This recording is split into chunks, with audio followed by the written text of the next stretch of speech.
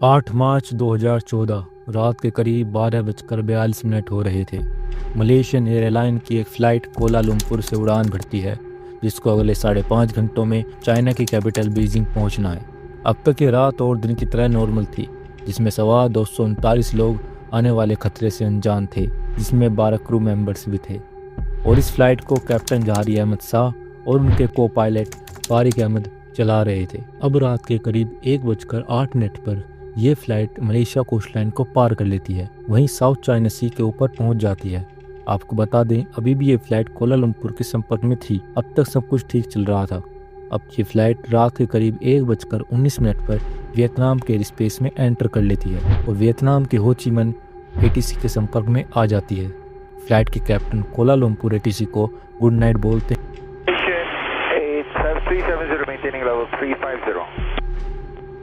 Malaysian 370. Malaysian 370, contact Ho Chi Minh 120.9. Good night. Good night, Malaysian 370. जो इस flight से आने वाले आखिरी शब्द थे। वियतनाम एयर स्पेस में पहुंचने के 2 मिनट बाद ये फ्लाइट कोलालमपुर के रडार से गायब हो जाती। क्योंकि ये फ्लाइट उनके रडार के क्षेत्र से निकल चुकी थी, इसलिए कोलालमपुर एटीसी के लिए ये नॉर्मल बात थी। लेकिन चीजें बदलना तब शुरू होती हैं जब वियतनाम के हो ची मिन्ह एटीसी के रडार से भी ये फ्लाइट गायब हो जाती है। अभी भी हो ची मिन्ह एटीसी कांटेक्ट करने की बार बार कोशिश कर रहा था, लेकिन कांटेक्ट नहीं हो पाता है। हो ची मिन्ह एटीसी इस बात को तुरंत कोलालमपुर एटीसी को बताते हैं, लेकिन किसी भी एटीसी को कुछ समझ नहीं आ रहा था कि आखिर फ्लाइट के साथ हुआ क्या है। अब तक सब यही सोच रहे थे कि हो सकता है फ्लाइट के सिस्टम में प्रॉब्लम हो गई हो, इसलिए कांटेक्ट नहीं हो पा रहा हो। लेकिन जब सुबह के 6:30 बजे तक फ्लाइट एयरपोर्ट पर नहीं पहुंचती, तब फ्लाइट को ढूंढने के लिए सर्च ऑपरेशन चलाया जाता है, जिसमें 7 कंट्रीज अपने अपने शिप और एयरक्राफ्ट को सर्च ऑपरेशन में शामिल करती हैं। अब तक 3 दिन बीत चुके थे, लेकिन अभी भी फ्लाइट के बारे में कोई सुराग हाथ नहीं लगा था। अब ये गायब होने के चौथे दिन 12 मार्च 2014 को खबर आती है कि ये फ्लाइट सिविलियन रडार से तो गायब थी, पर अभी भी मिलिट्री के रडार से इस फ्लाइट को ट्रैक करा जा रहा था।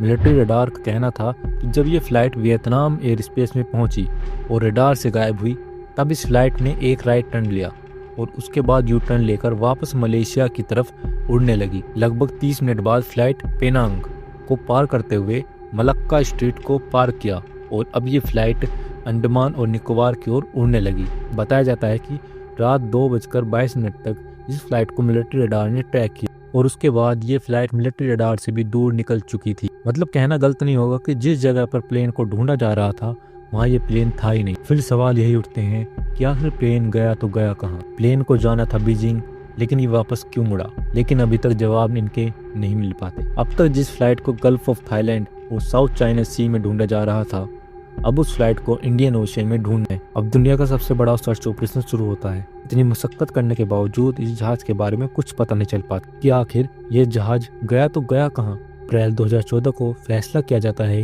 कि समुद्र के ऊपर चलने वाले सारे के सारे ऑपरेशन बंद किए जाएं। इसके बाद डीप ओशन टेक्नोलॉजी का यूज करके समुद्र के अंदर पड़ताल की जाती है। हर तरह से कोशिश करने के बावजूद भी आखिरकार रिजल्ट वही मिलता है कि इस प्लेन के बारे में कुछ पता नहीं चल पाता। आपको बता दें, ये सबसे महंगा सर्च ऑपरेशन था, जिसकी वैल्यू $160 मिलियन के आसपास थी। ठीक 1 साल बाद लहरों के साथ मेडागास्कर के आइलैंड पर एक टुकड़ा पहुंचता है, जो पता चलता है कि ये तो फ्लाइट MS-370 का ही है। ये फ्लाइट का वो हिस्सा होता है जब प्लेन की लैंडिंग होती है तो उसमें ये काम आता है। जब पूरी तरह से मैथमेटिकल कैलकुलेशन की जाती है तो रिसर्च में पता चलता है कि हो सकता है प्लेन को नोज के बल समुद्र में गिराया गया हो और तब ये अलग हुआ हो।